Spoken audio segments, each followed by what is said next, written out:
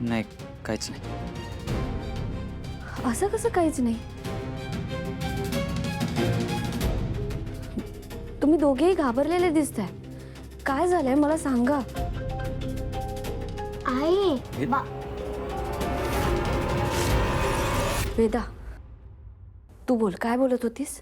आई आजीने बाबाला ना काहीतरी तीर्थासारखं दिलं आणि ते खाली पडलं आणि त्या लिक्विड मधून अचानक धूर यायला लागला.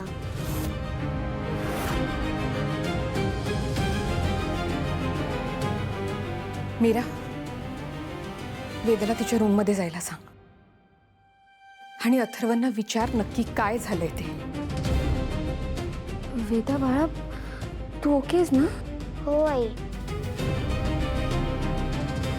बाबा बनते लिक्विड. वेदा, ठीक आहे, तू तुझ्या खोलीत जाता आणि आवरून घे आणि जेवण सुद्धा घे. अनन्या आत्या वाढतील तुला. हं? जा, मी बोलते बाबांशी. जा वेदा.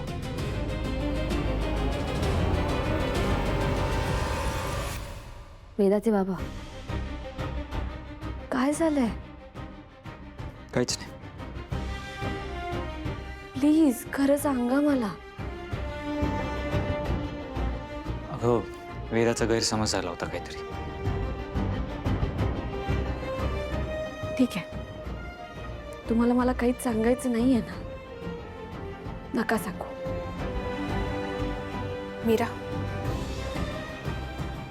चल.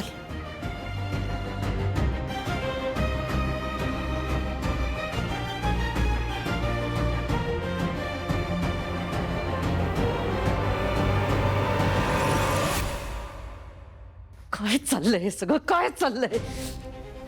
सगळा घोळ झालाय. त्या अथर्वला आधीच माझ्यावर संशय होता आणि तीर्थ घेण्यासाठी मी त्याला प्रवृत्त केल्यानंतर त्याचा संशय आणखी वाढला असेल. काय करू मी आता? काहीच कळत नाहीये. मला असं वाटतं की आता मायेची, प्रेमाची नाटकं करून काही उपयोग नाहीये. काही झालं तरी ते तीर्थ अथर्वच्या पोटात गेलंच पाहिजे.